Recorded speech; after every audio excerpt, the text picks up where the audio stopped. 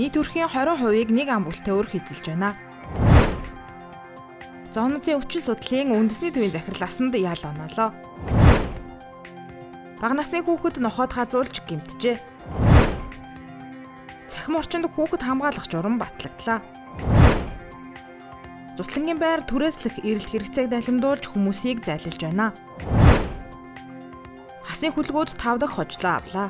Ice Global-ийн цөөн хормын мэдээ эхэлж байна. Манай улс нийт 997 мянган өрхтэй, үүний 191 мянга гаруй нь 1 ам бүлтэй, 168 мянга орчим нь 2 ам бүлтэй, 161 мянга орчмыг 3 ам бүлтэй, 177 мянга гаруйг нь 4, 144 мянгаыг 5 ам бүлтэй, 90 мянга орчмыг нь 6 ам бүлтэй өрх эзэлж байна. 34 мянга орчмыг нь 7, 15 мянга гаруйг нь 8, 7 мянга нь 9 ам бүлтэй, 6 мянга гаруйг нь 10 ба түүнээс дэш ам бүлтэй өрх тус эзэлж байна.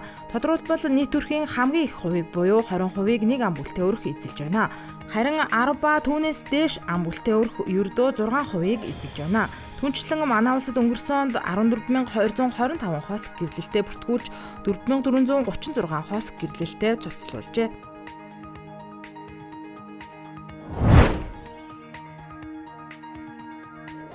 Зоонуудын өвчин судлалын үндэсний төвийн дараагасан Цог Бадрах шүүхээс ял сонслоо. Шүүх түүний нийтийн албанд томилогдох эрхийг 2 жилээр хасаж 5.4 саяар торгож өөрт авсан 10 сая төгрөгийг зоонуудын өвчин судлалын үндэсний төвд олгуулахаар шийдвэрлэжээ. Тэрбээр тус байгууллагын захирлаар ажиллаж байхдаа хуурамчаар ажил гүйцэтгүүлэх гэрээ байгуулан өөрөө баталж улсын төсвийн 18 сая төгрөгөөр чиргүүл худалдаа авчээ.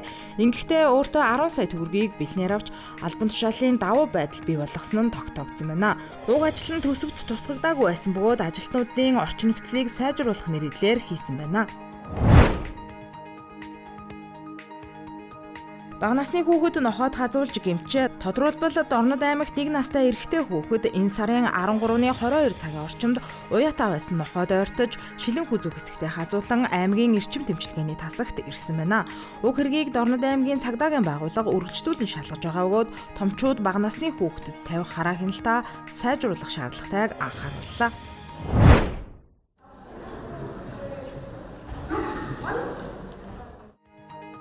Цахим орчинд хүүхэд хамгаалах журам батлагджээ. Тодорхойлбол журмаар хориотой ба хортой агуулга түгээхийг хоригдсан байна.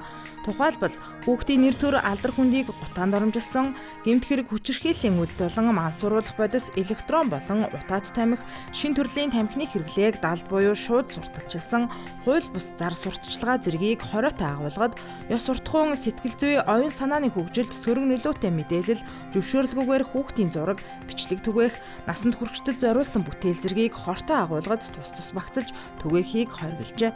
Түгээвэл хуулийн дагуу хариуцлага хүлээлгэх юм а. Цуслангийн байшин түрээслэх гэсэн хүмүүсийн эрэлт хэрэгцээг далимдуулж заллах гэмт хэрэг гарах болжээ. Тодорхойлбол цахим орчинд бусдын байшингийн зураг ашиглаж таатай нөхцөл хямд үнд санал болгосон хуурамч зар мэдээлэл оруулж иргэдээс 1-2 сарын түрээсийн мөнгийг авч заллах тохиолдол гарчээ. Тиймээс энэ төрлийн заллах гэмт хэрэгээс урьдчилан сэргийлэхийг анхааруулж байна.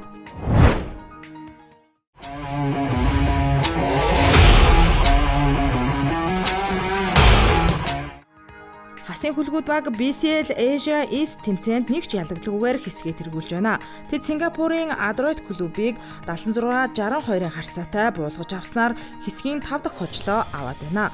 Эх орондоо болж буй тус тоглолтод тэд гол тоглогчтой хамрааж цэлгээний тоглогчдод нь нөлөөлөл сайтай тоглохыг хичээжээ.